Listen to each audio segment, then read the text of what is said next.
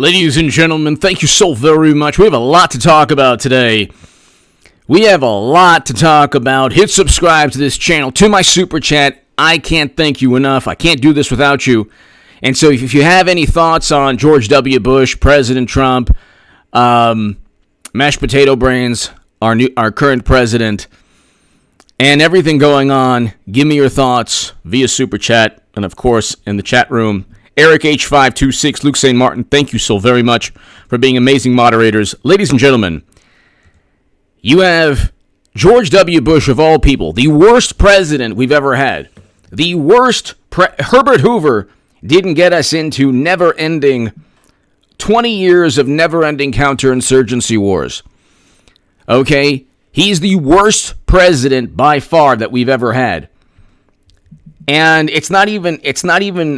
there's not even a comparison between George W. Bush and any other president. You have a situation, ladies and gentlemen, where Bush started off with a catastrophe, an absolute catastrophe, in terms of the worst day in American history. The absolute worst day in American history he presided over.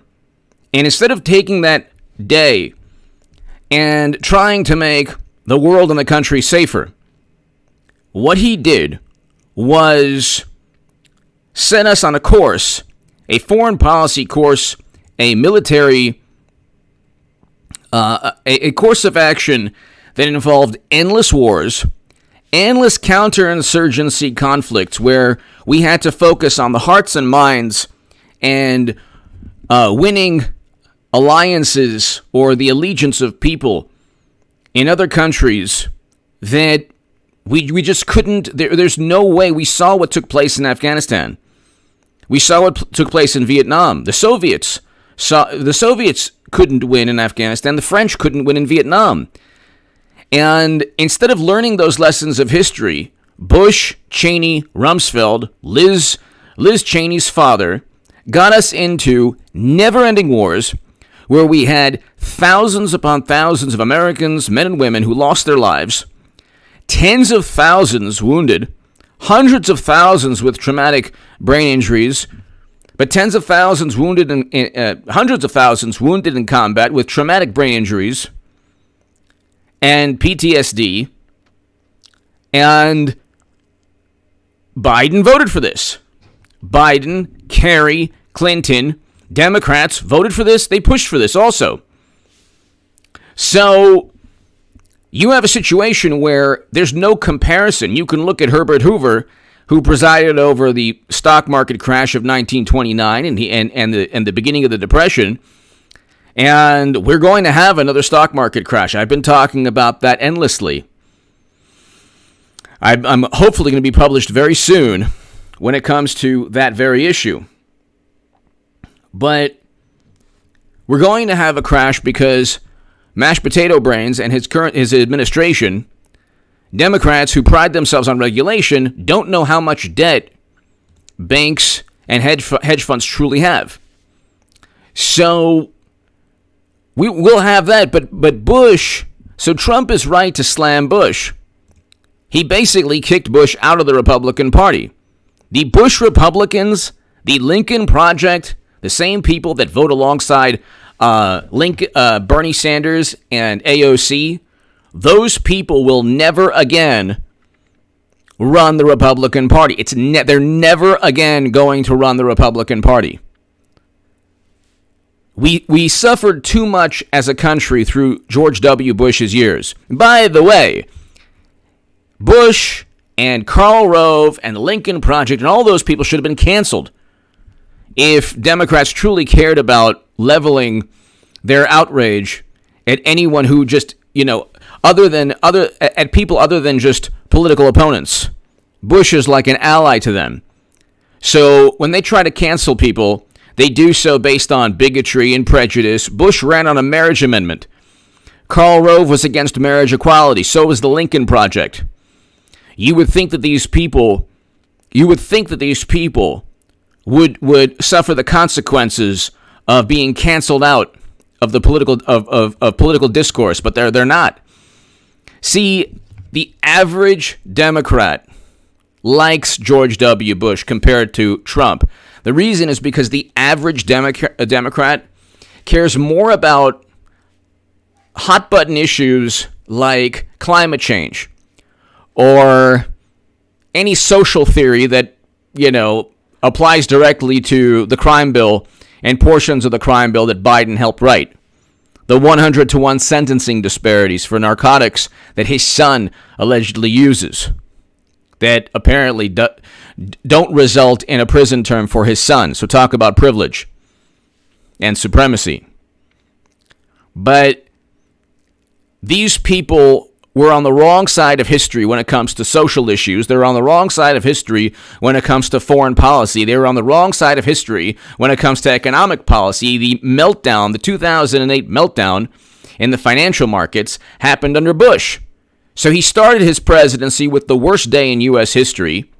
He then set us on a course of never-ending wars where tens of thousands of Americans either lost their lives or where you have hundreds of thousands now dealing with lifelong injuries. Everything from traumatic brain injuries to back issues, knee problems, hearing loss, and PTSD, and that's the fault directly of George W. Bush, not Trump. Trump reversed 20 years of failed foreign policy. So and when Trump says he shouldn't be lecturing anybody, it's true. He shouldn't be lecturing anybody. He's the worst president of all time. There's not even a debate. He's the absolute worst president of all time. And it's like you look at the manner in which our world runs. We are simply focused as a society on public relations. So the average Democrat, what they do is they look at media coverage, and they'll say, "Well, Bush is more accepted." Because if you had, let's say you had Trump supporters as most of the writers in the Washington Post or the New York Times, you'd have a great percentage of Democrats who would end up voting for Donald Trump. Many Democratic voters care only what they hear in media. Okay, most enjoy their existing biases bolstered by media. So when the trust in media is like 80% of Democrats trust media because media is telling them what they want to hear.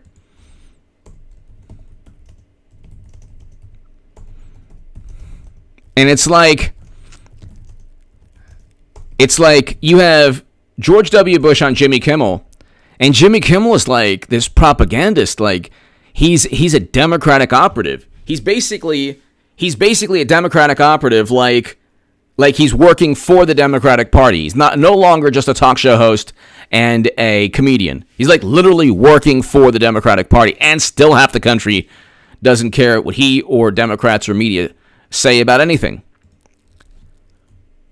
But you have George W. Bush, who's had his image completely redone simply because he doesn't like Trump. Craig! Bubba Bill. Oh, thank you so much, Craig. Starting it off. Craig! Van Ensworth, thank you so very, very much, Craig. Thank you so much as always, Craig. Greatly, greatly appreciated. Thank you.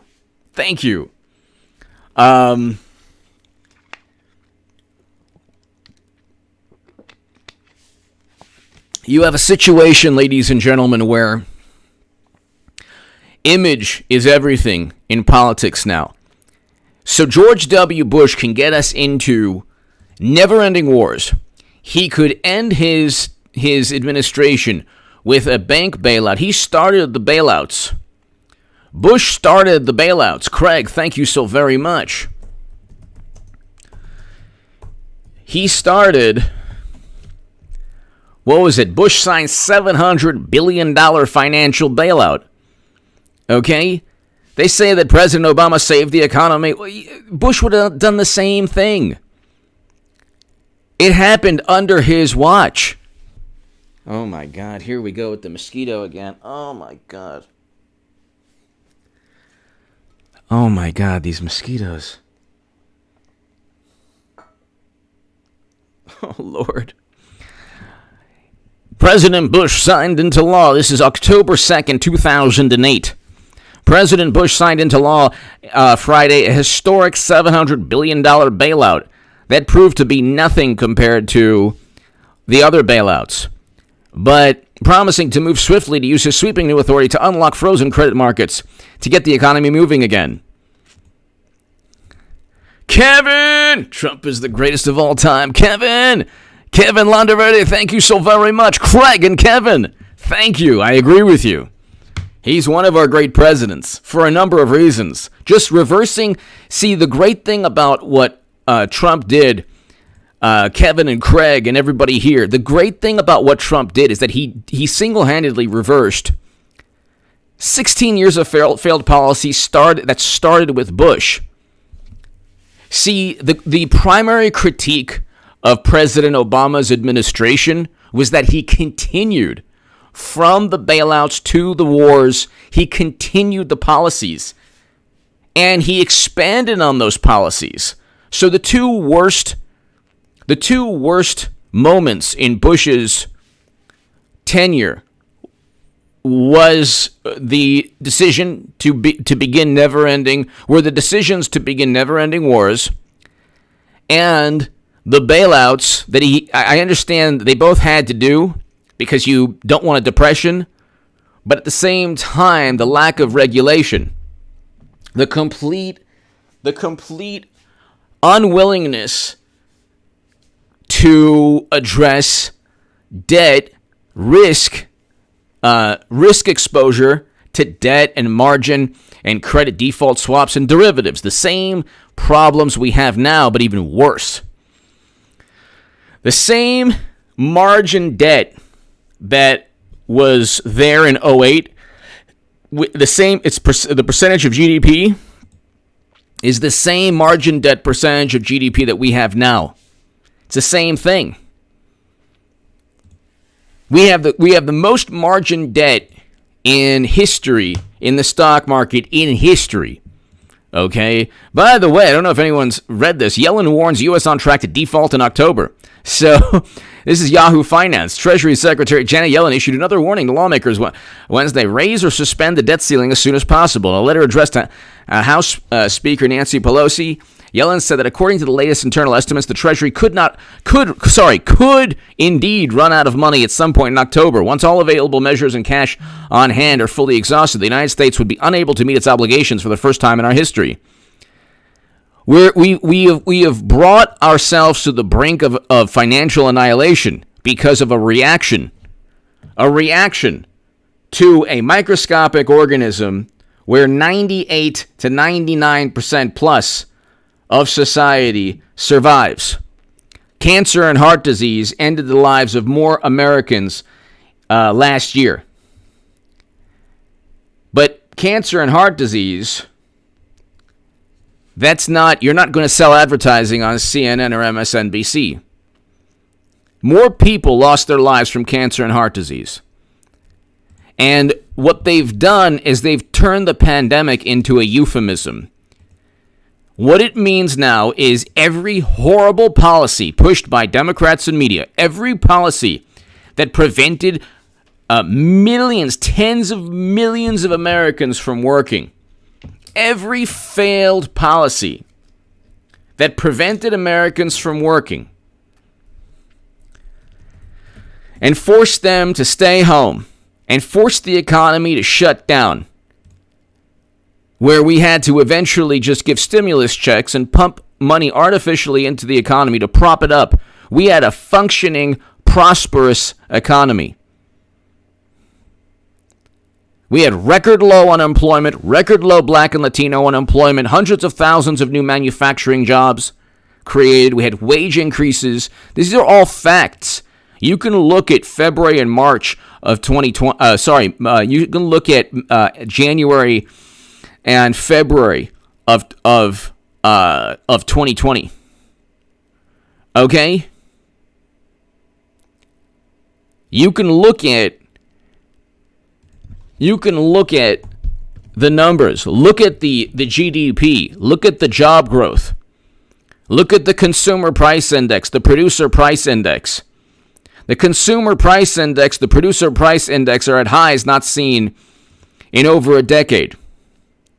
Right now, we have a greater amount of margin debt than we've ever had in a history of this country. Margin, borrowing money to buy stocks. We have a jobs miss of 700,000 jobs that missed expectations that we didn't get, we should have gotten, that analysts expected us to get.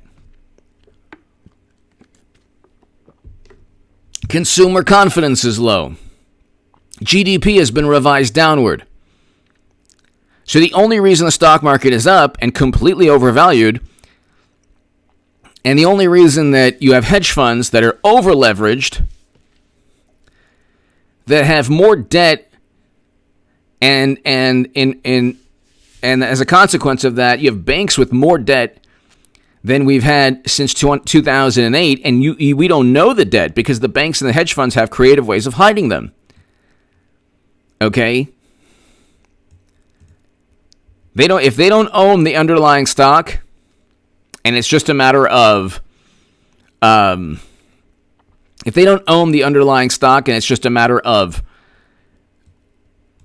a derivatives contract, they don't have to tell FINRA, the financial regulatory agency, how much debt they have. So they don't have to tell. FINRA stands for Financial Industry Regulatory Authority. Okay, they don't have to tell the Financial Industry Regulatory Authority, FINRA, how much debt they have. So we're heading towards a financial cliff. We are heading towards a financial cliff. Craig and Kevin, thank you so very much. And this is happening under Biden's administration.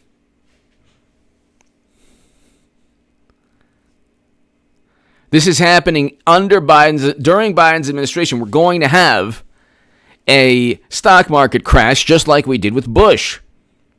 See, we didn't have a market crash with Trump. He reversed, so economically we were doing great. He signed the Doha Agreement with the Taliban that said we had to be out by May 1st. Instead of being out of Afghanistan by May 1st, making sure every American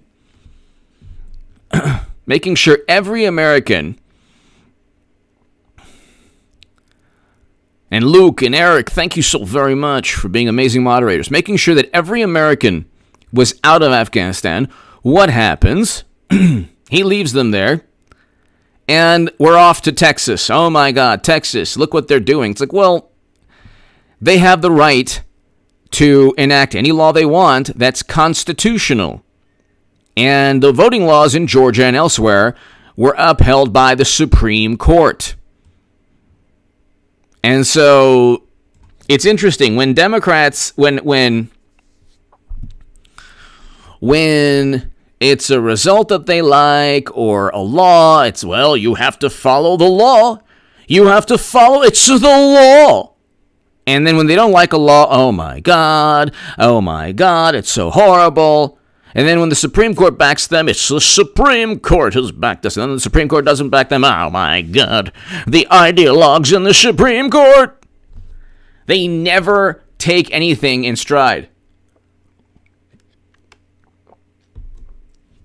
It's always an apoplectic response. But here, Kevin, thanks Woodrow Wilson, Federal Reserve Act and IRS Act of 1913. It's always a Democrat.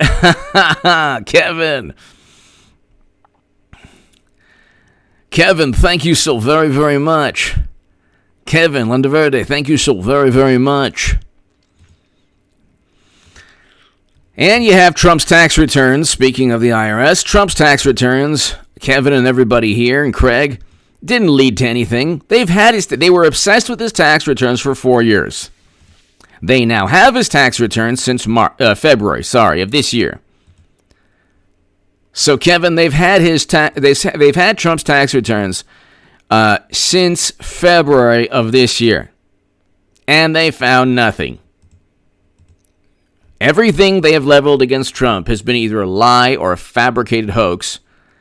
They are never able to indict or charge him with anything. Now, Bush and the same intel community that said Trump worked with Russia got us into Iraq and Afghanistan because of WMD, which was, of course, a failed intelligence, just like the Bay of Pigs, just like the Gulf of Tonkin, and just like the fact that we couldn't even predict the fall of the Berlin Wall. So you look at, you got to look, George W. Bush was the worst president that we've ever had. And here's the difference between somebody who votes for Trump and somebody who votes Democrat. Democrats actually have a favorable view of George W. Bush. They've forgiven him for never-ending counterinsurgency conflicts and wars that have ended the lives of thousands, where thousands of Americans have lost their lives, tens of thousands have been wounded in combat, and hundreds of thousands have been wounded in combat when you talk about traumatic brain injuries. We have hundreds of thousands of traumatic brain injuries because of Bush, Cheney, and Rumsfeld. Directly because of them. He didn't have to set us on a course of never-ending wars. He didn't have to do that. That's like when they say, well, the pandemic. Well, no. We didn't have to respond by shutting down society and preventing people from working. So businesses and restaurants and offices would all shut down or go bankrupt or close. We didn't have to do any of that. Sweden didn't. Why did we? Who cares if a multinational organization or a government organization advises it? Who cares? An appeal to authority is a logical fallacy almost always. They're so... they don't have actual... Democrats don't have actual arguments. They have emotion, fear, paranoia, hysteria. The experts say. And then what they do is they have a fabricated consensus where any expert that disagrees with them is a big problem who should never be listened to. Is somebody who doesn't know what he's talking about. So today, for example, what was it? The FCC said, "Oh yeah, Twitter. It was okay that Twitter suppressed the Hunter Biden story." It's like, well,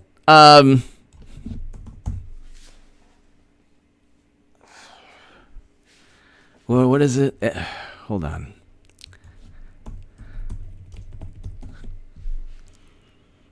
FEC, sorry. The FEC, well, the Federal Election Commission is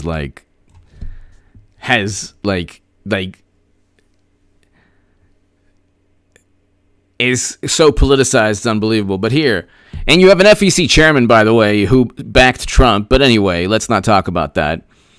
The Federal Election Commission has dismissed Republican accusations that Twitter violated election law in October by blocking people from posting links to an unsubstantiated New York Post article. It was more substantiated than 90% of the articles in the New York Times, Washington Post, CNN, and MSNBC pertaining to Trump. Far more substantiated.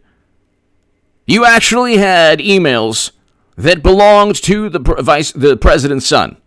And instead of actually talking about those emails, they lied and said they were hacked by Russia, which they weren't hacked by. Everything that, it was like this little blankie that they held on to, like this defense mechanism. I'm going to watch the Raider game soon. I'm looking at the I'm looking at the score. Not happy.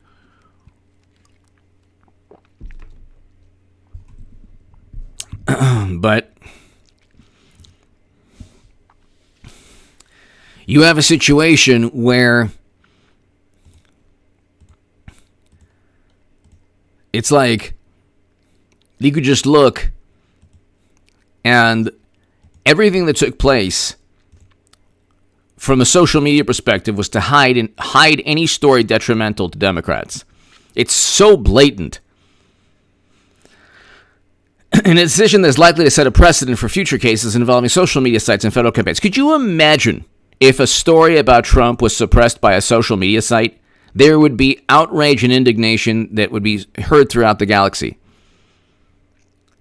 And they never stated categorically the emails weren't.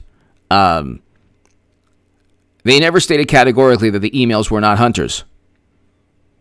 But Trump stated categorically that the Steele dossier was made up. What did they do? They still shared it everywhere. Roger Rabbit! Eminem said it best. The FCC won't let me be me.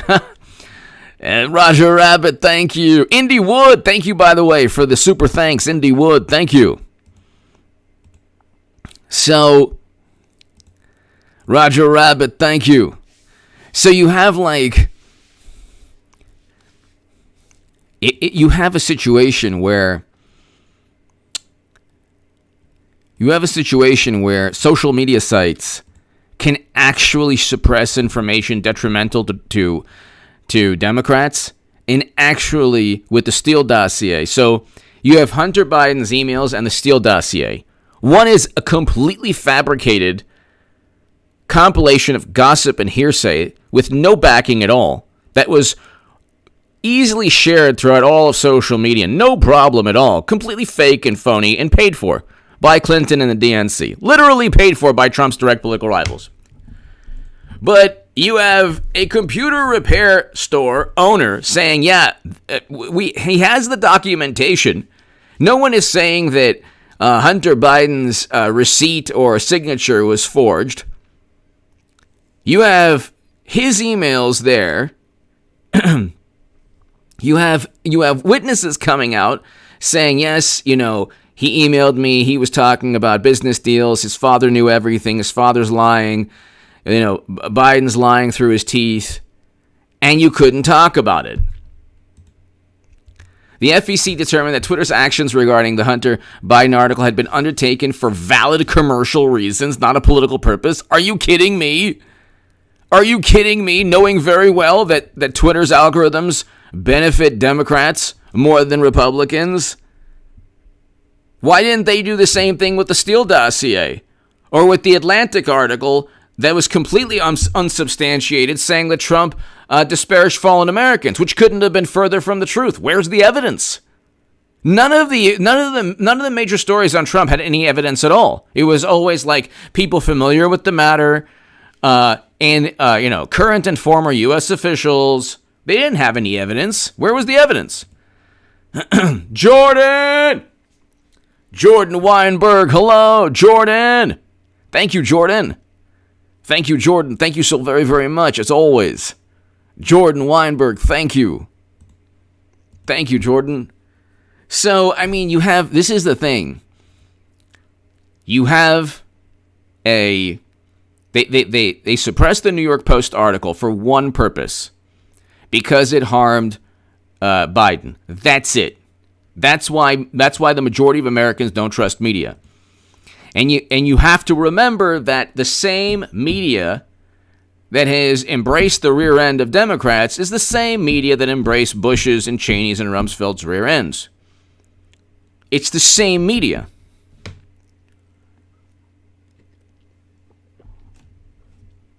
CNN was going out of its way to side with the Bush administration during political talk shows. And they would marginalize any dissent in the same way they marginalized dissent against the Democratic Party. They were defending the Republicans in the early 2000s the same way they defend the Democrats. They just gravitate towards whatever is politically expedient. They don't care. Media, the intelligence community, politicians in general, gravitate towards power. Trump never cared about that. That's why they despise Trump so much. Because he doesn't care. He never cared about Jordan, thank you. Kevin, it's always an anonymous source. Exactly. It was always an anonymous source. It was always an anonymous source. They didn't care about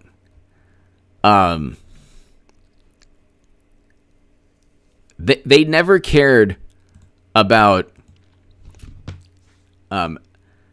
truth. Most politicians, media, and they don't. And the thing that makes a supporter of Trump or a Trump voter completely different is that it's not about Republican or Democrat. A great many voters of President Trump don't care about, like, it's not vote red no matter who. It's always vote blue no matter who on the left. You could take the edgiest socialist with, who wants to nationalize everything, the communist, the socialist, the democratic socialist that makes 50, 60, 70,000 a month on YouTube. Kevin and Jordan, thank you so very much. You could take the Lincoln Project people and the edgiest socialist on the planet. They'll always vote Democrat no matter what, because they like the establishment, and they like the fact that media has condoned the Mitt Romneys of the world or the Cheneys of the world. They act a certain way. So Bush, if he just acted a certain way, could set us on a course of never-ending war and financial collapse, but he did so in a palatable manner. Don't you understand? They would rather have an absolute catastrophe in terms of the presidency, which is what Biden is. He's like an absolute catastrophe. They would much rather have Biden as a catastrophe than Trump being mean on Twitter. Do you understand? Like, I keep saying this, and I don't... If the nukes, the ICBMs are flying above, about to land, okay? And it's going to be global warming, but like in an instant. And you have, people going to the bathroom on your car. And you have a stock market crash, which is about to happen. And you have fear and paranoia and hysteria. The same type of paranoia that took place last year, and it's still taking place. They don't care as long as Trump doesn't tweet. Do you understand? All of society could be going to where in a handbasket, but because Trump isn't tweeting, that's what they care about. They would rather have George W. Bush than Trump. I've seen this before from the most mindless zombies on the left. Well, Bush wasn't as bad as Trump. Really? What on earth did Trump do that can even come close to anything that happened during the Bush administration? In addition to the fact that Bush was against marriage equality, and should have been, and all those Lincoln Project people should have been canceled already for how they treated veterans and how they treated the issue of marriage equality. So it's like they would rather have the most despicable politicians who've had the worst track records than Trump, because, all right, Raiders scored. Because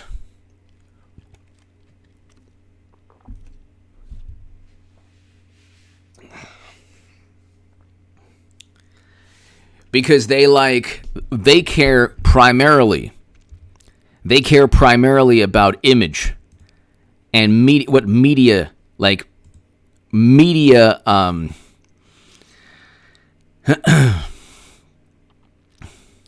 they care about public relations and what media thinks of a certain topic. They don't like. This is why they have to have Jimmy. Can you imagine if they didn't have Jimmy Kimmel, Seth Meyers, Stephen Colbert, John Oliver, Trevor Noah? What if the five people I just mentioned focused on comedy and not politics? Could you imagine if they didn't have MSNBC, CNN, the Washington Post, the New York Times, and almost every other publication? Half the country still doesn't trust or agree with them, and yet they have a monopoly on political thought. And you can't even watch the Emmys or the Academy Awards. I mean, every Major League Baseball is moving its All-Star game. You can't. I mean, every element of society is infused with Democratic Party talking points, and still people are like, yeah, that makes no sense, because their arguments don't hold up to just the slightest amount of scrutiny. That's why they have to engage in hyperbole. Oh, yeah, Trump is a despot. He's an authoritarian. Vegas and Bama, hello. It's like they have every single conceivable advantage, every advantage possible, every political advantage possible. They have every political advantage possible. And still they're losing support, and they're going to get completely demolished politically in the House. Hopefully the Senate also. You know, James Scully! Evening, Mr. Goodman. Thank you, sir. Mr. Scully, thank you. James Scully, thank you. Thank you so very much, James. I hope all is well. To my UK viewers, thank you. James Scully, thank you so very, very, very much. Thank you, James. So, it's like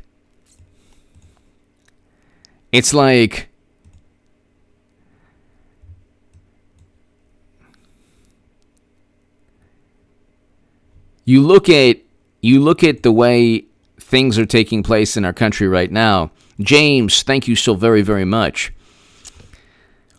We can't, okay, like I keep saying, your future, ladies and gentlemen, your life, James, everybody here, your life should be different, completely independent of media and how, in this case, the U.S.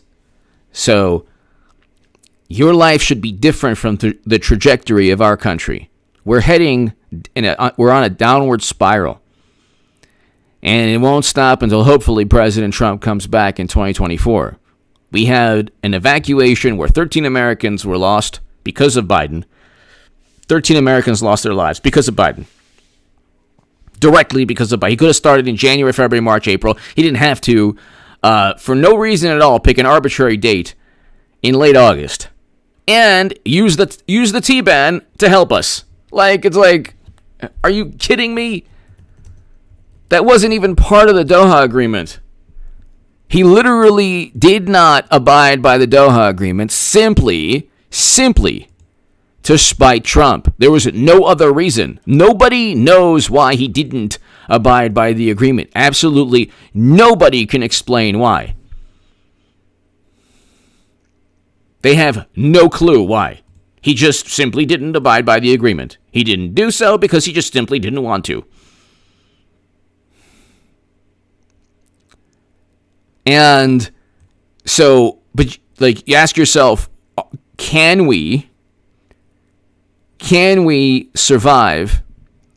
I mean, we can survive, but what happens if we have a stock market crash just like Bush? Just like the Bush administration?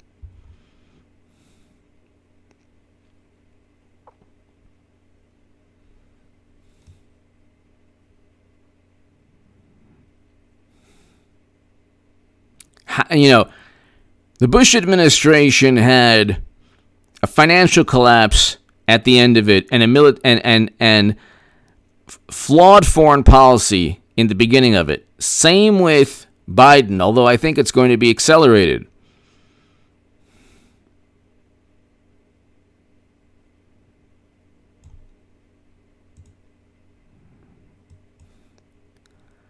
So it's like, if we have a stock market crash under Biden, okay?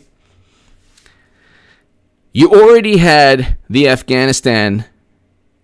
So George W. Bush, the worst president of all time, Trump is right to basically kick him out of the Republican Party, which the Republican Party will be remade in the image of Trump very soon, hopefully, where we have a foreign policy that makes sense, that reverses all the failures of the past, which is what Trump did with the Doha Agreement to get us out of Afghanistan. It was Biden who completely botched the evacuation process and made it chaotic and lethal, which it shouldn't have been. And that was directly the fault of Blinken and Jake Sullivan and Biden and his whole inept administration. Directly, 100% Biden's fault. Okay, not Trump, not even Bush.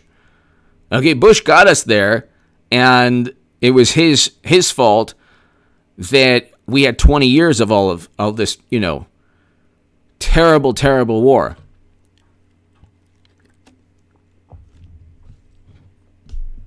It was Biden who completely messed up the evacuation.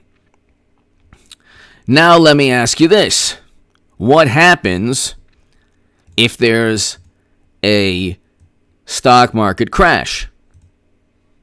Because the stock market was down 5 days in a row. I think the Dow was up today. I think the NASDAQ was down. There's no way to truly time it.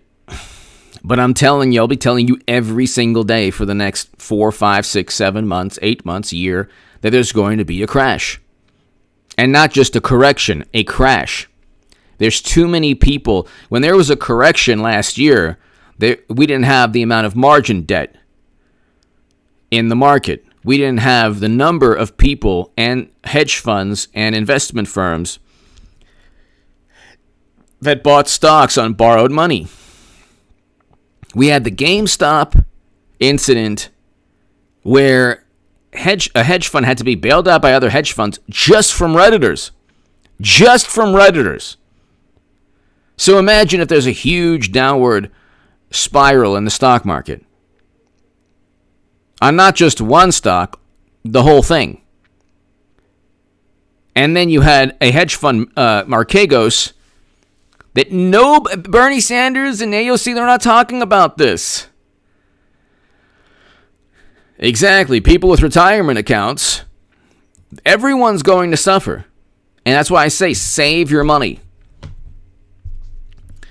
Save your money just in a savings account. Don't worry about investing right now, in my view. Just save it in cash. I mean, I'm not saying sell any of your stocks. I'm telling you just any cash that you have, any money that you can save from here on out, save every week, every month. And if you watch this channel, you'll be prepared. Just the psychological and emotional swings of not just the pandemic, but of Afghanistan and, everything that's been going on. And especially if there's a stock market crash, how on earth will the country or Biden's government get us out of it? Especially if you have banks that could potentially go under because they're over-leveraged. How? Ebenezer Adams! HA stock market, which one? Think globally. To put your finger on that, look at the dry shipping index. You know what? I'm going to go ahead and do that right now. That's great. Ebenezer Adams, thank you. Thank you.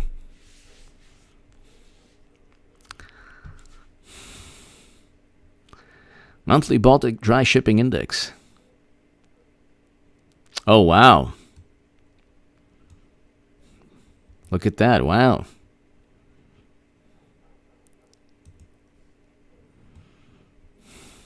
Thank you, Ebenezer Adams. I'm going to add that. Baltic Dry Baltic Dry Index climbs 4,163 up to 4,163 up to 299 points. Prices for transported cargo such as coal, grain, and iron ore. Wow. Thank you. Shipping costs reach 11-year high. Excellent. Thank you. Thank you. Ebenezer Adams. That's another arrow in the quiver. Thank you so very much. Thank you so very, very much. It's a great point. Ebenezer Adams, thank you. It's a great point.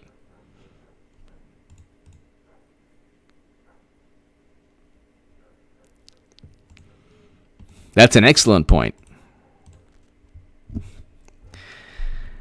It's going to collapse because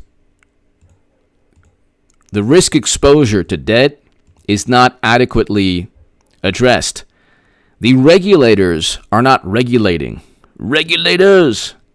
The regulators are not regulating. See, Democrats pride themselves on regulation. But the problem is they're focused, like, if you have the economy and economic growth and, like, if you know that you're heading towards a financial cliff with inflation and pumping money into society and businesses aren't rebounding in the manner we thought they would, or the experts thought they would. That's obviously what happened in the manner that it's happening, because you can't arbitrarily end society. Voice of reason, because I love you so much, and Scott Adams, but he has FU money. Thank you. He does. I don't, but he does. Voice of reason, thank you. Thank you so very much. Voice of reason, greatly appreciated. Thank you. Scott Adams is great. Scott Adams is fantastic. He's awesome. He is awesome.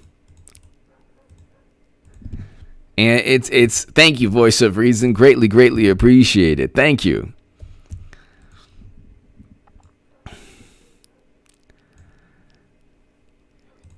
Voice of Reason, thank you. Yeah, Scott Adams is pretty awesome.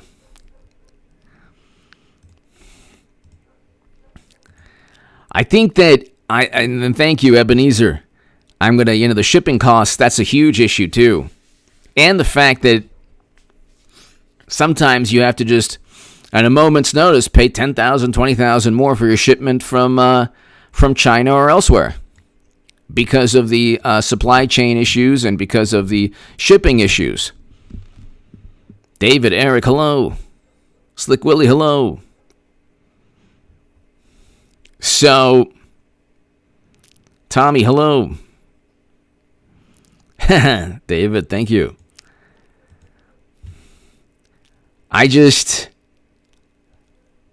How on earth, if we're in a situation right now where Biden is already one of the worst presidents we've ever had.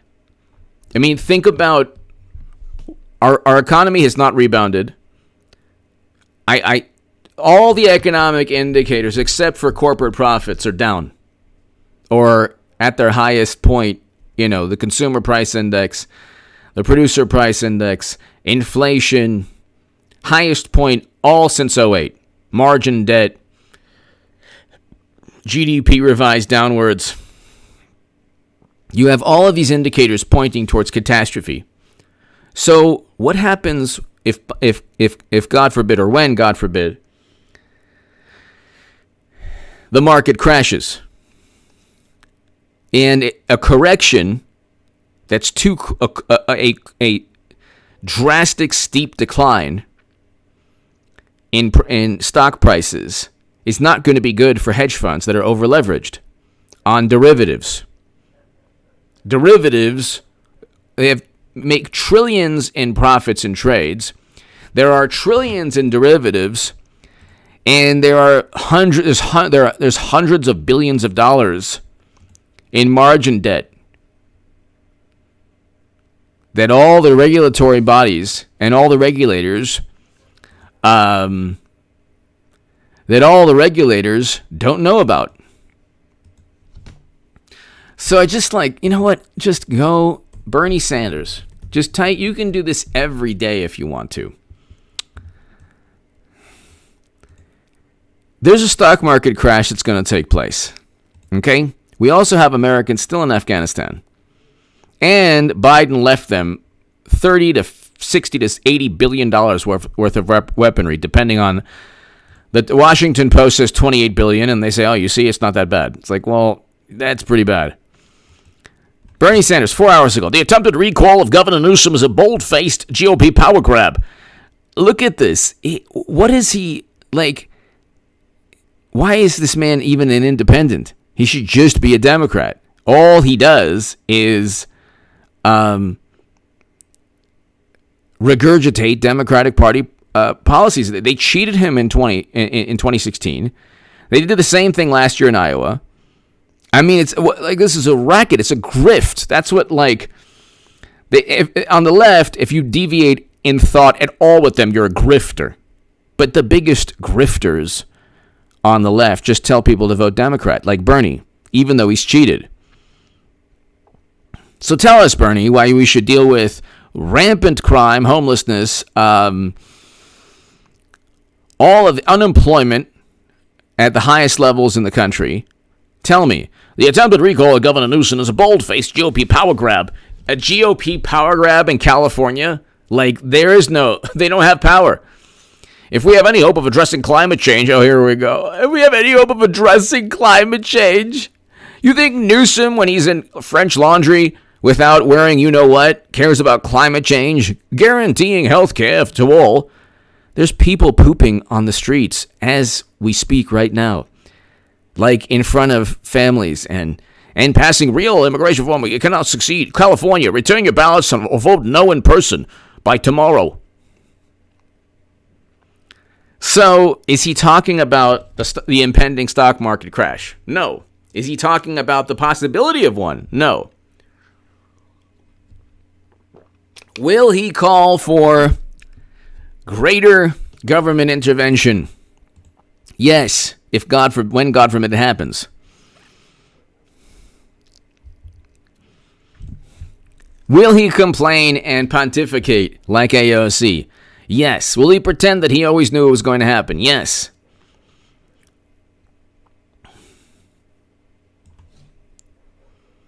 Here we go. We have worked hard to develop legislation which finally meets the long-neglected need of the working class. $3.5 trillion is already a compromise.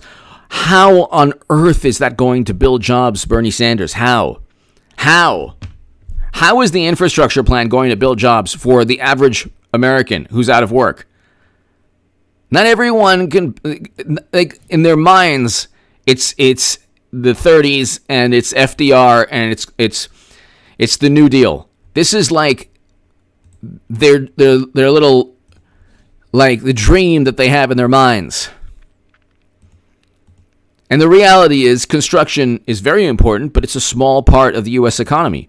So you can talk about infrastructure all you like. The Wharton School of Business said it would decrease GDP. And our GDP is already being revised downwards. We're supposed to have this turbocharged economy now. Like we're just working again. But not really, because there are all these protocols that, like they're focused on everything but economic growth.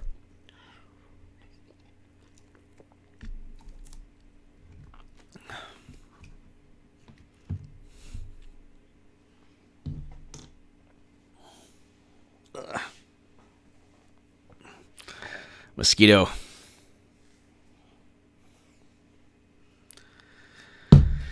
I'll put my Lysol right here.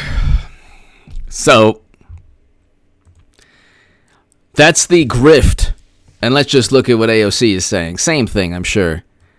They're not talking about the potential for a financial collapse, which is going to take place.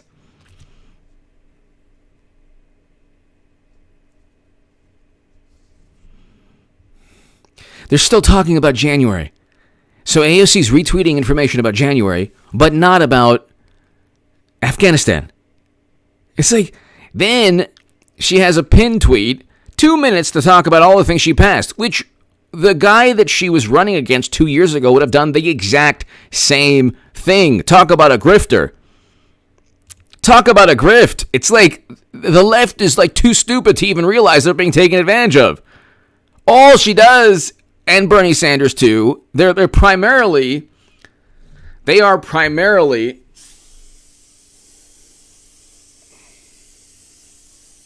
sorry about that. They are primarily actors. She has this pinned tweet where she talks about all the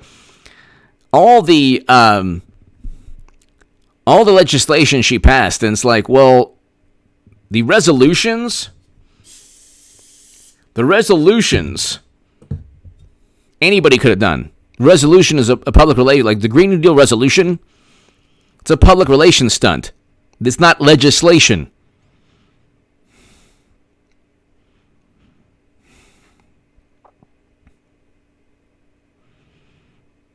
Oh my God. Then she tweeted out something. I'm even going to bring it up.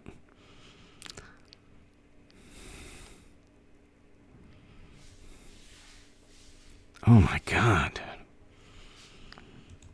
Really weird. That's why you never get AOC debating anybody, because it would be like a political slaughter. You should have, like, if her ideas are so profound, have her debate Ben Shapiro. See what happens. Or anyone.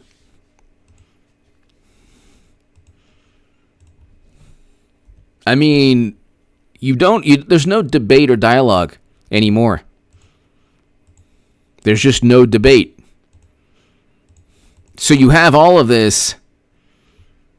Here we go. In Washington, I usually know my questions of power are getting somewhere when the powerful stop referring to me as Congresswoman and start referring to me as young lady instead. Like, 143,000 likes. What does that even mean? What is that about? What does that mean? Who ever referred to AOC as young lady? Who? When did that ever happen?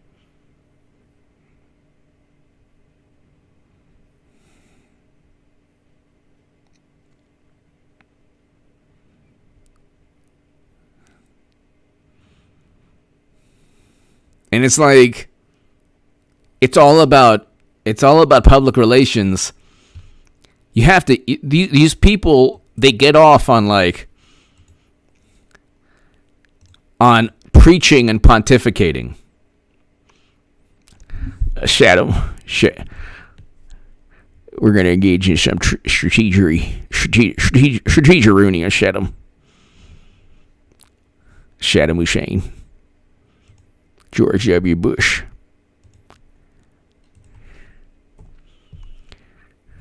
George W. Bush. Fool me once. Fool me once, it's on you. Fool me twice, it's on all of us. Anyway, you have a very interesting dynamic, ladies and gentlemen, where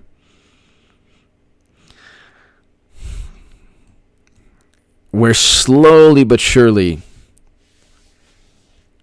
we're heading towards like another crisis. It could be China and Taiwan. We don't know.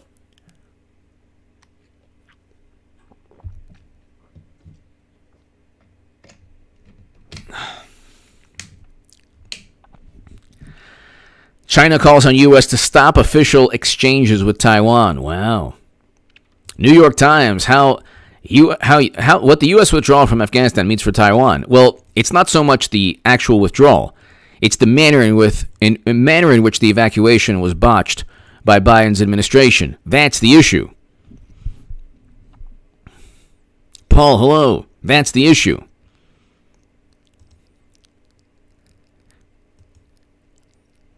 The next crisis, whether it's a stock market crash, whether it's China invading Taiwan, or it's just the economy, which would lead to a crash, the economy not growing as fast as we thought next quarter, which would definitely lead to a crash. Because the only thing that's keeping the stock market up right now is corporate profits, but they passed on their losses to the consumer. So the prices are high. The prices are higher than usual, and people, interestingly enough, were willing for the past couple of months to deal with that. They won't be always willing to deal with higher prices. So, what happens? How does Biden react How does Biden react to, how on earth does Biden react to China potentially invading Taiwan or blockading Taiwan? What would we do?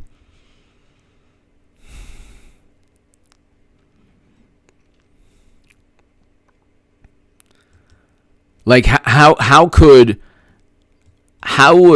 Biden react and garner the support of countries? Because that's what it would entail. We would need the support of, the greatest countries in the world to discourage China from potentially invading Taiwan or condemning them, because it would not be a military confrontation. It wouldn't be they have nuclear weapons, so it wouldn't be a military confrontation. And could you imagine Biden presiding over a nuclear standoff? Could you imagine this, man? Come on, man. Hey, come on, man. Hey, put those things down, man. You know the deal, man. Yes, you know the deal, man. And you know the deal. Come on now, China. Come on now, Z-Man. Come on, Z. What would he say? If it's a battle of wits between Z and Putin and Biden, who do you think comes out on top? Something tells me mashed potato brains will be third, a distant third. So,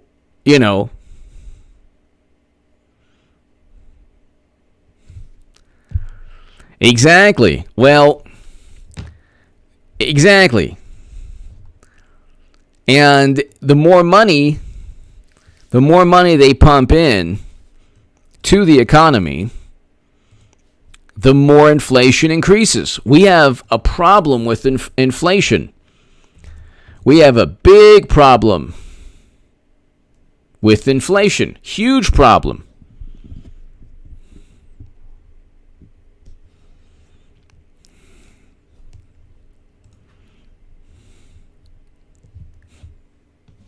And you generally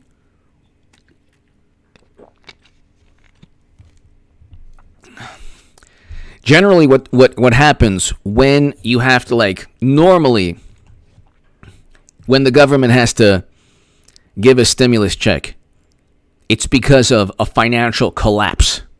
It's not because you collapsed. It's because of a financial collapse, or when the Treasury buys bonds, or when there's an easing of monetary policy.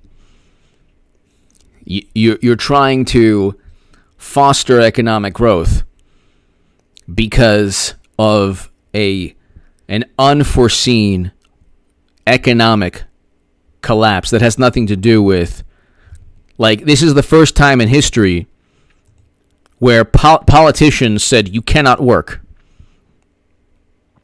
When was the last time in history that politicians directly caused a financial collapse because of the fear of a public health crisis that didn't warrant shutting down society? Look at Sweden. There's other countries in the world that didn't shut down their societies. You didn't have to do that. The response, the reaction, the hysterical and paranoid reaction, okay, the hysterical and paranoid reaction to the pandemic is the reason that we're facing all of these problems right now, and it was pushed by Democrats and media. Democrats and media created this hysteria, and they did so at first because it was very beneficial. They weren't just worried about people's lives, and it was very beneficial. They said, oh, look, we can blame Trump. And we can have all of these experts like Dr. Fauci. You're wrong, Senator Rand. Even though I didn't, exactly tell the truth when I was talking about a certain type of research, but whatever. I have a whole bunch of people agreeing with me. And by the way, read my Jerusalem Post opinion. You will see. Read the opinion. It's below in the pinned comment. You will see just watch what they do to Dr. Fauci before 2022. They will jettison him. They will totally just jettison him. They'll give him the they will give him the Andrew Cuomo and Michael Avenatti and Jussie Smollett treatment. Ebenezer Adams! Inflation is not a problem, but a symptom of poor stewardship. Yes. Absolutely. Definite symptom, yes.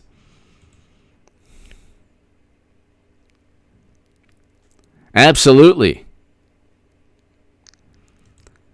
Ebenezer Adams, thank you. Absolutely.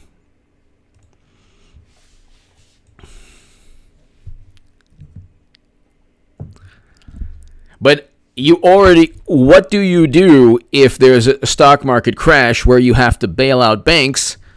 Hedge funds were bailing out one hedge fund because of the GameStop short squeeze. Because of Redditors on GameStop. I mean, on pushing up the price of GameStop.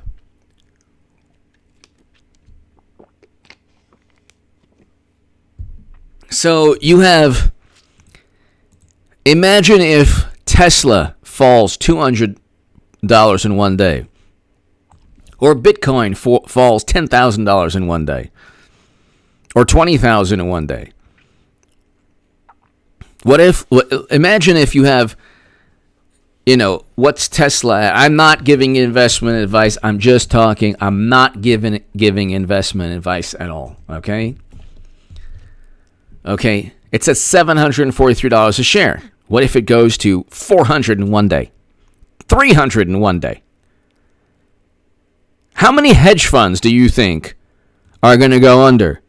Or how many investors out there or brokerage firms are going to take huge losses if that swing takes place within that time period? Okay? And so if you have a market crash of 20 to 40% in 1 or 2 days, and it's not due to, and Ebenezer, thank you so very much. Great point about the shipping costs. Great point about the shipping costs. Thank you. If you have a market crash and you have all of these hedge funds that are over leveraged, and Archegos, the hedge fund that went under, they went under because of all of this debt that people didn't know about. So this is an interesting article from the Financial Times. And I keep reading this because it's so important. And when you read these articles, just think about how inept Biden's administration is. You can't say that it's anyone's fault but Biden's fault. This is happening under his watch. It was Democrats and media that pushed for life as we know it to just cease to exist. All because they couldn't do things in a rational manner that addressed protecting the most vulnerable. Everybody had to do the same thing, regardless of what the data said. The most vulnerable by far? No. We can't, address things in a rational manner. It has to be a completely hysterical, paranoid response where everyone's running to get toilet paper. And that's not Trump's fault. That's the fault of Democrats and media. Trump wanted to open up the economy in May.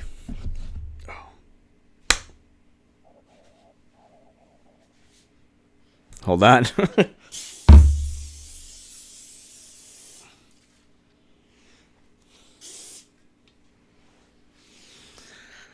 Oh my God. I got one, but there's another one that's just flying around. Anyway. Fed warns of hidden leverage lurking in financial system. Hidden leverage. Why would there be hidden leverage? Why would there be hidden leverage? Okay, there's hidden leverage because we don't know. We do not know how much debt banks truly have, which is going to be the same type of problem as in '08, because regulators didn't know how much debt banks had. Financial Industry Regulatory Authority does not know. FINRA does not know how much debt the Federal Reserve does not know. The SEC does not know.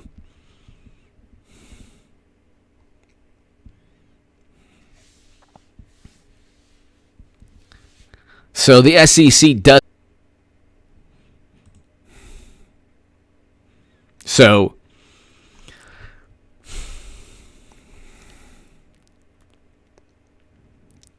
GDP going down last year was not Trump's fault.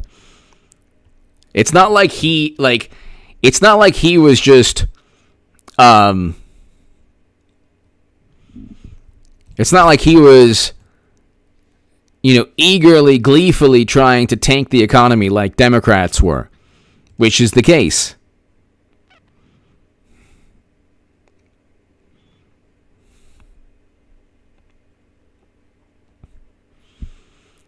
So if you look, Fed warns of hidden leverage lurking in financial. I just love that, though. They're like, oh, well, Trump had a bastard economy, the worst economy. It's like, who decided to tank the economy, Trump or Democrats? Which one? Who was pushing him to prevent people from working? Media was saying, no, we can't open up. I mean, you can look at the endless articles from the Washington Post and others. It's too early to open up. It's too early to open up.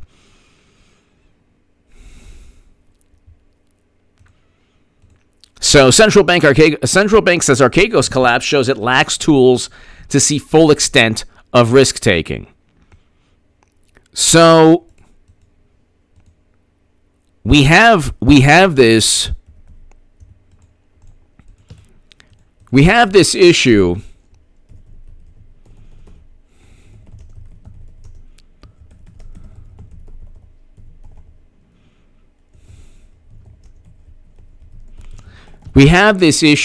and it's like staring us in the face.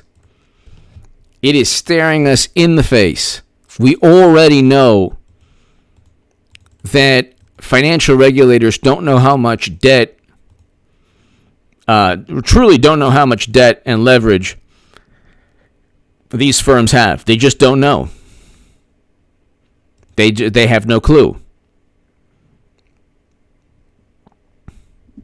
Mark S., hello. So,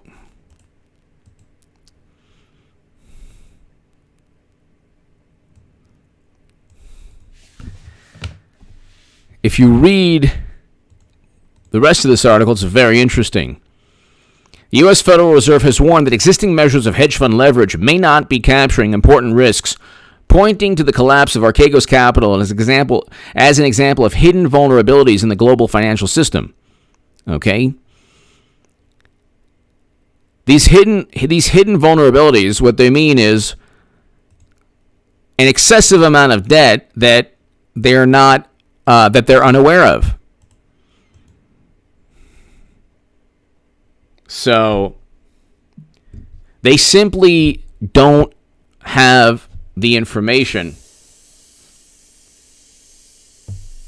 Sorry about that. They simply don't have the information as to how much these companies are over leveraged. They do these reports, these quarterly reports, these annual reports on risk evaluation or risk exposure, and they think that they know how much exposure to risk banks and hedge funds have, but they don't. And see, like, the reason I point out the reason I point out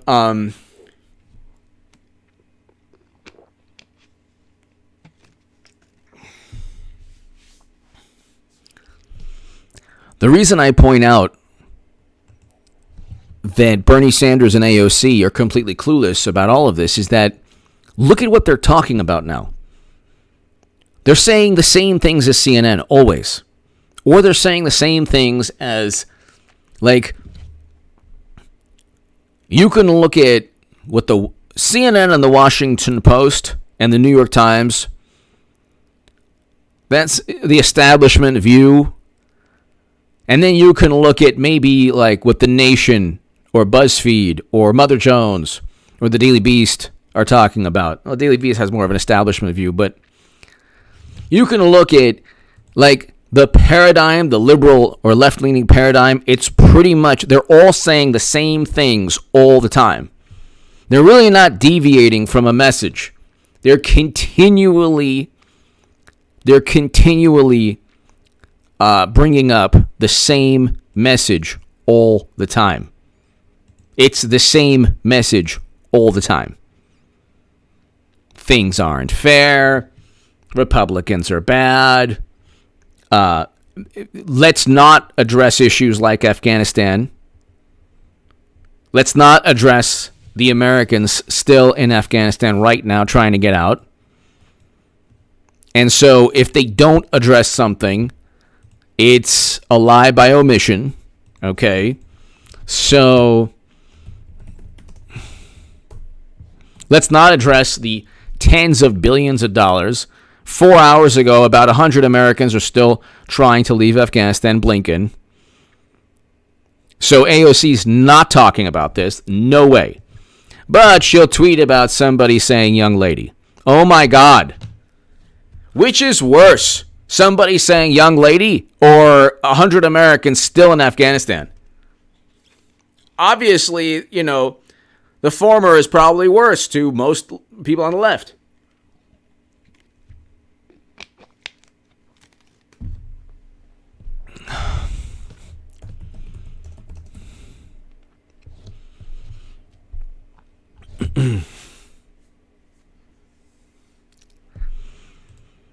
Biden acknowledges Americans are stranded in Afghanistan 2 weeks after withdrawal. So Blinken acknowledges. So we have, and I'll do a segment on this tonight. We have Americans in Afghanistan. They're still there. They are still there.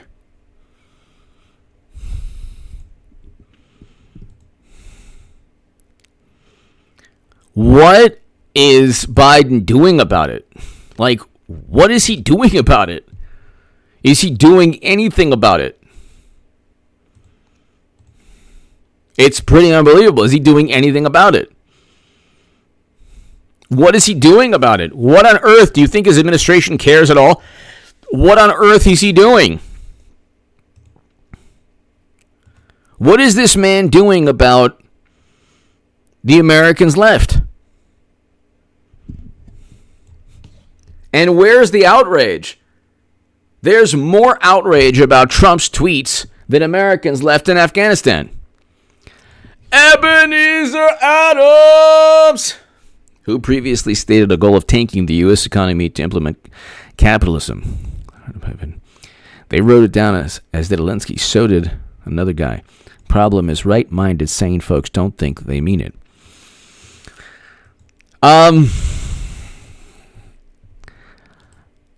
Ebenezer, thank you. Thank you so very, very much. Sociologists. I think that there's a combination of two things. Ebenezer Adams, having been on the left my whole life and I was finally able to leave and run away as fast as I could from that cult. Ebenezer Adams.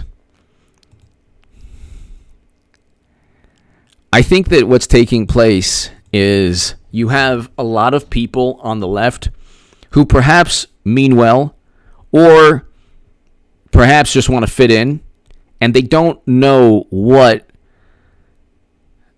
like Vietnamese Americans and Cuban Americans had to deal with, risking their lives, risking their families' lives to leave Vietnam and Cuba. In shark-infested waters with pirates. I mean, imagine being in the ocean. I mean, without any, stranded, without any hope of survival or guarantee of survival, trying to leave communism. And so you have people on the left, they don't know how evil it is. Communism is evil. And socialism is pretty much the same thing. Ebenezer Adams, thank you so much. You have people who are idealistic, who don't understand that it doesn't work, who oh my God. This mosquito is like, it's like, there might be like a team of other mosquitoes, like with radar. And it's like this whole system.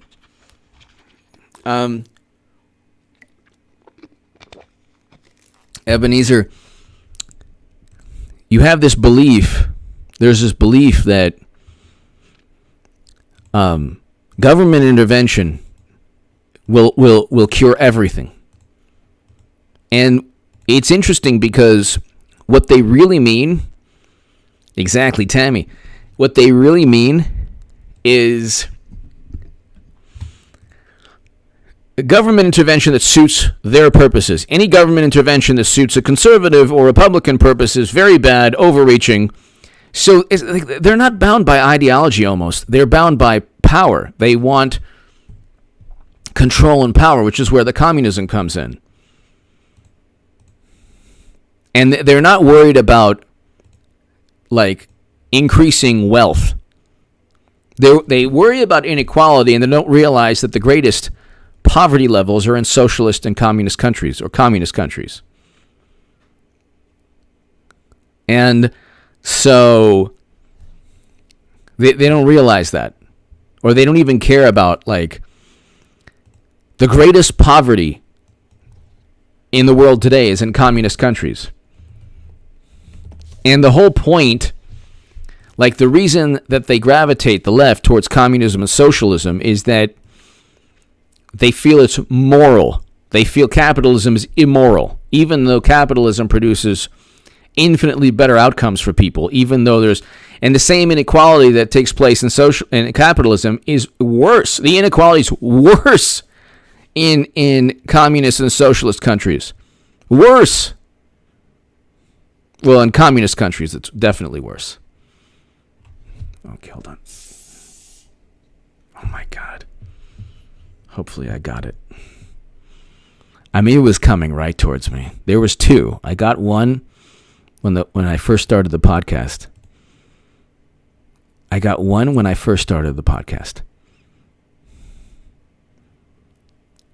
And this one was like, right coming towards me, and I'm like, make my day, Lysol.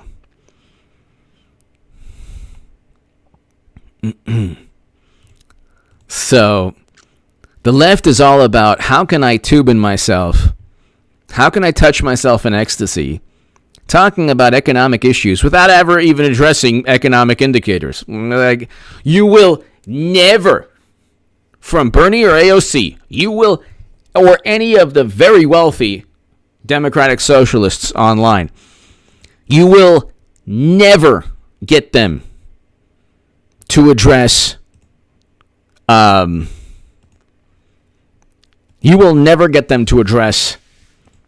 issues like the GDP being revised downwards, or margin debt at an all-time high in the stock market, or regulators not being able to actually regulate. You will never get that. You will never get, that issue.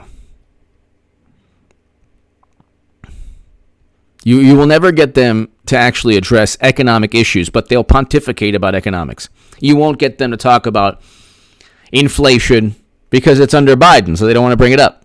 But they'll talk about how bad capitalism is and how bad, inequality is, and it's so bad, and inequality. They'll never talk about the hedge fund that went under. They'll never talk about articles saying Fed warns of hidden leverage. The Federal Reserve, the United States government, is telling everyone during Biden's administration, we do not know how much debt the banks and hedge funds have. It's just like '08. They're telling everybody. They're not lying. They're telling you.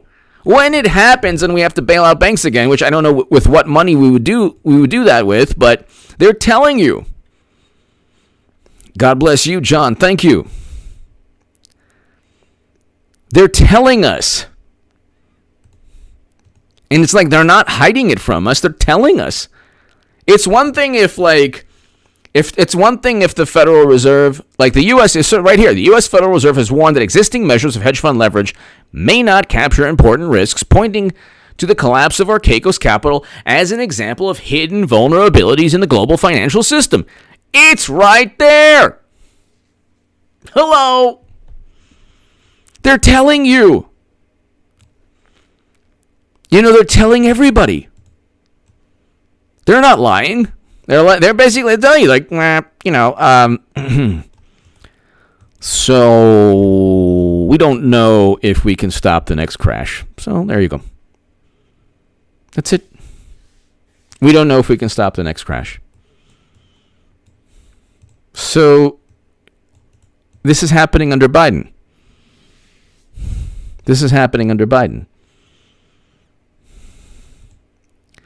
And like nobody on the left that really cares about these issues are talking about it.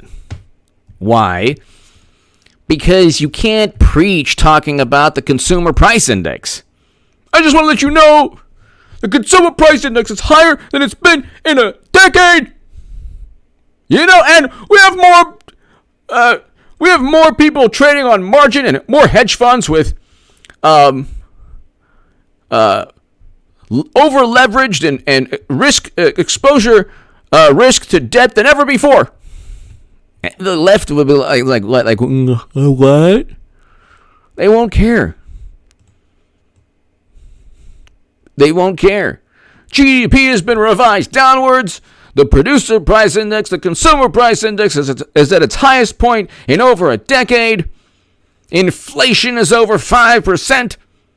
And see, but what they would be doing is pointing out all the terrible things in Biden's administration. They can't do that. J-Spot 51. They are deaf type of cult. Whatever system at the time that provides the best results in their eyes. Exactly. Oh my God. Please. Oh my God. What?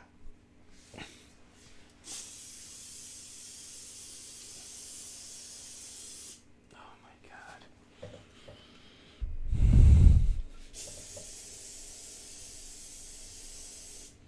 This is terrible. I mean, this thing is like...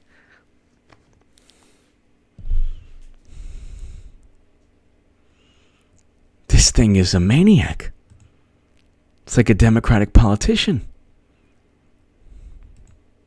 J-Spot 51, thank you. They are. They are. I mean, it is pretty unbelievable. JSpot51, thank you. They want to pontificate, and that's the thing. George W. Bush and Biden, we're going to have the same type of presidency, God forbid. Lord knows what will happen under Biden. Lord knows. Oh, my Lord.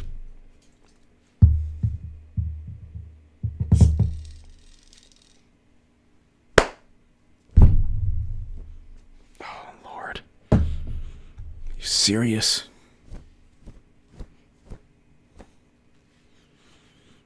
Sorry about that. I'm at war with this mosquito during my live streams. So rude of this little thing right here.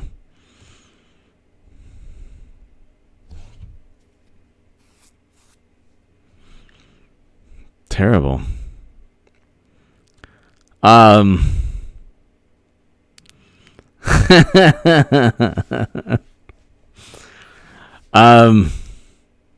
see.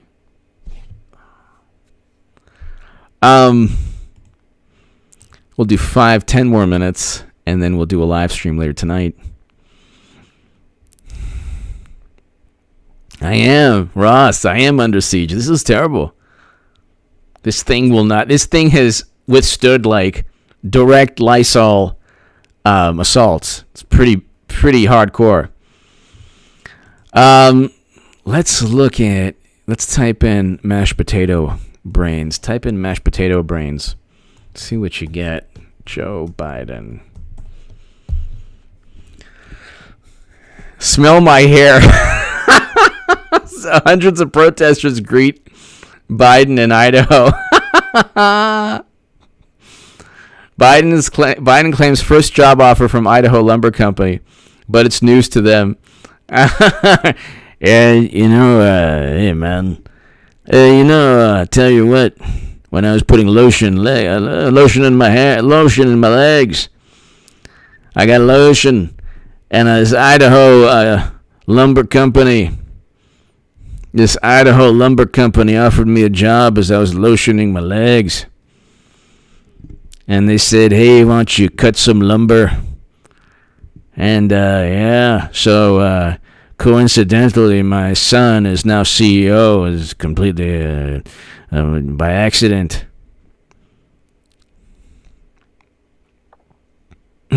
So there's not a lot of goodwill. C. Revis, H. Hayes Fly Swatter. Yes. C. Revis. Oh my God. Thank you. Ebenezer Adams. Get that Waposki. Ebenezer, thank you. Wow. Thank you so very much. C. Revis. Thank you, Ebenezer. Thank you so much. C. Revis, thank you. Thank you both. Oh my goodness. I'm using this. Ebenezer and C. Revis. Ebenezer, thank you. I can't thank you enough. I'm using the Lysol. See, the thing is, there are these new mosquitoes in California. Ebenezer Adams, I can't thank you enough. Thank you, Sylvia. I can't do this without you, ladies and gentlemen, so I appreciate your support greatly. Ebenezer Adams, thank you. C. Revis, fantastic profile pic as always. Mosquitoes, California. There's new ones. There's like this new species. Yeah, there's yep.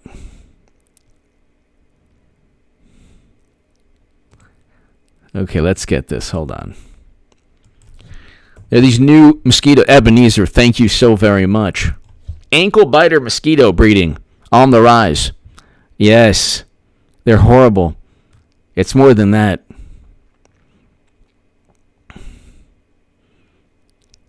There's this new mosquito. It's nasty. They're all over the place. It's nasty. I've never seen this in my life. They're like, they have these like, their legs like dangle. But they like, it's like this helicopter gunship that just like, and they're so stealth, it's unbelievable. Ebenezer Adams, thank you so very much. I can't thank you enough. C. Revis, thank you. Voice of Reason, proper mosquito lure for your area species with Zapper. Oh, yes, that's true. But then during the live stream, it was zzz, zzz, zzz. That's true, though. Oh, that's interesting. I should get a Zapper. Oh, my God, I should get one.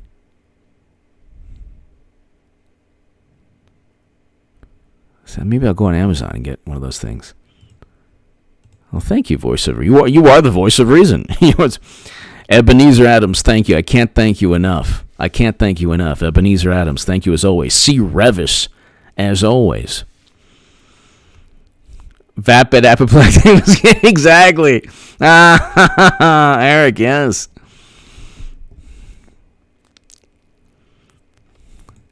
Ebenezer, thank you. C. Revis, thank you. Can't thank you enough. Gentlemen, thank you. Yeah, it's this new type of mosquito. But you have to, like, when they get in the house, oh my God. It's like, they're like, it's like stealth. You can't see them, then you can see them, then you lose sight of them. And suddenly you have all these, like, welts on your body. It's like, what? Anyway. Getting back to, at least the mosquitoes are good at what they do. Getting back to Biden, who is a complete, California town is being besieged by ninja mosquitoes. Yes, this is what's happening. These are ninja mosquitoes.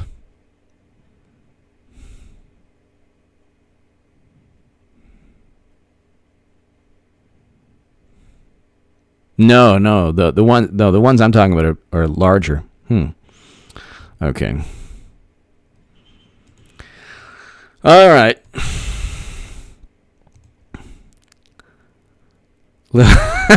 Eric H526. Eric H526. Ladies and gentlemen, Ebenezer, everybody here. Eric H526 and Luke St. Martin are wonderful. They're awesome. So, you watch them, you watch it, you read their writing, and it's just, Eric especially is just hilarious. They're just hilarious. Mosquitoes are a little commie. Yeah, it's hilarious. It's true.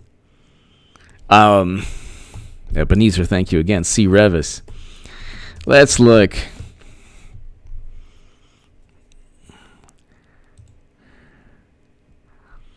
So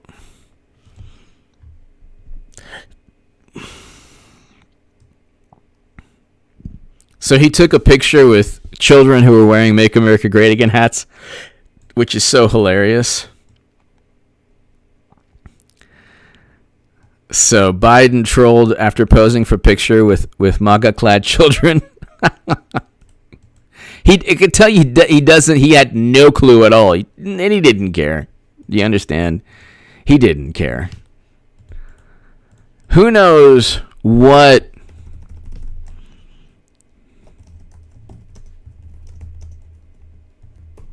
Oh my God, it's back.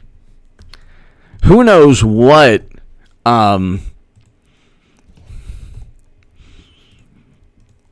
knows what he's thinking any of the time? Who knows what he's thinking? Do you know what he's thinking? Eric H526, do you know what he's thinking? Ebenezer, C. Revis, do you know what Mashed Potato Brains is thinking? I don't know. Does he have a vision for our economy? I don't know. Does he have a vision for foreign policy? I don't know. I don't think so. I don't know. I don't know what he's thinking. Do you? I have no clue what this man is thinking. I know what Trump was thinking. You know what Trump was thinking. He was like, okay, I want a great economy. I want to reverse U.S. foreign policy. He did that with the Doha Agreement. We had record low unemployment. Anyone who points to 2020 as part of Trump's economic legacy is being completely deceitful and disingenuous. He didn't call for the economy to shut down. Democrats did. They did so gleefully, too. Anyone who lived through it knows the reality. So it's like, you could say whatever you'd like. We all know the reality.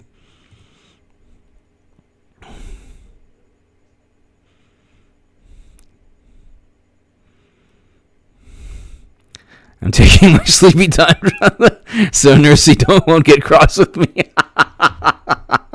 David.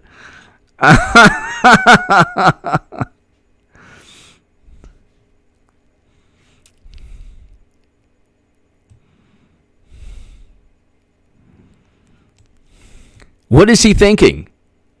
What is this man thinking? Oh my God.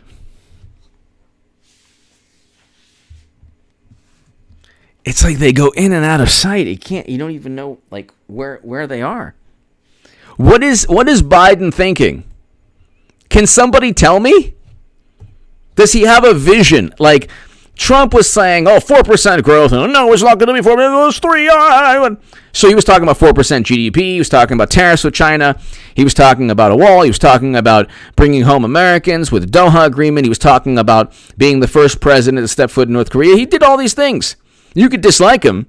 You can dislike him all you want. He did things. There was a resistance to him because they didn't like the things he was doing, or they didn't give him credit for the good things he was doing. But we know what he was thinking. We know what the man was thinking. What is Biden thinking? Anyone? Come on, man. 500 days to flatten the...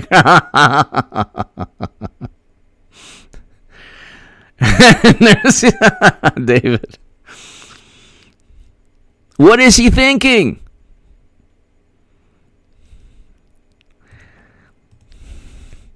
I'm thinking that I should be thinking something. Every day it was like performance art with the White House press corps. You're going to apologize for all the bad things you did, Trump? Now it's like... the White House, please, can we ask a question?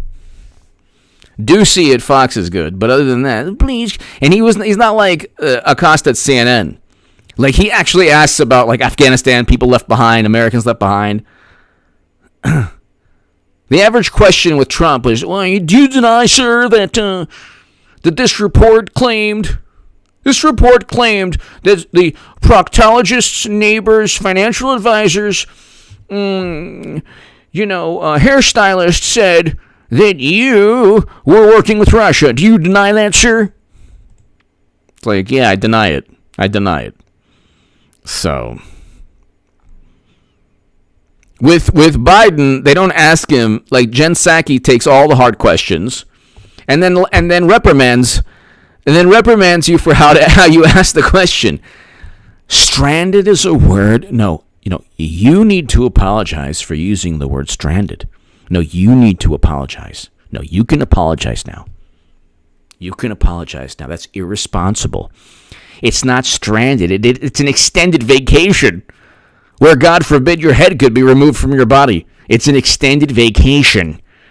Just like if you were in a timeshare in Hawaii. It's an extended vacation. They're staying there, and if they want to come, they can come home. But we warned them 19 times. It's like, you warned them 19 times? You think cell phone service was fantastic in Kabul? Did you text them? Like, they literally worked with the T-Ban. That was not part of the Doha Agreement at all. So...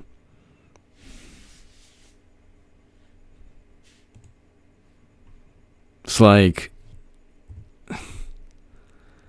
they're constantly, like all of the fact-checking organizations, fact check, wrong. There wasn't a demon at Biden's speech. Wrong again. Fact check. What people claim is a demon was really a camera. Why would people think a demonic evil spirit would be near Biden? It would never happen. A demon would never be near Biden. There definitely wasn't satanic presence near Biden. Definitely wasn't. It's like the more you try to justify or refute something that should be viewed as absurd, you should not address. If somebody says, "Oh, you know what? There was a ghost standing right next to you." It's like, oh, I don't care what you're thinking, or I'm not even going to address that. It's so ridiculous. But with Biden, he's such a train wreck that Biden wasn't sleeping. Even though he was like 20 seconds where he's like, and what's worse is you have this, so you only see his eyes. His eyes are shut. I mean, you see it right there. You see it right there. You see it right there.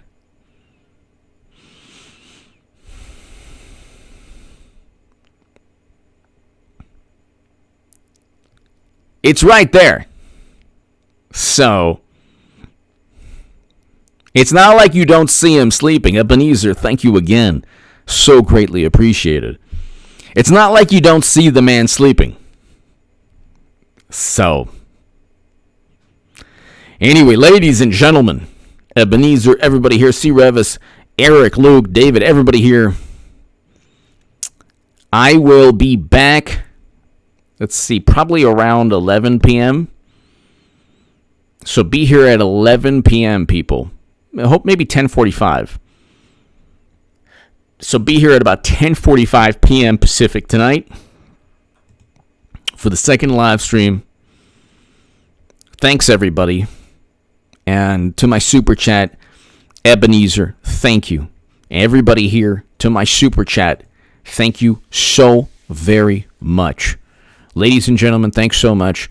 I'll see you in about 3 hours or so. Thanks, everybody. Have a great, great evening.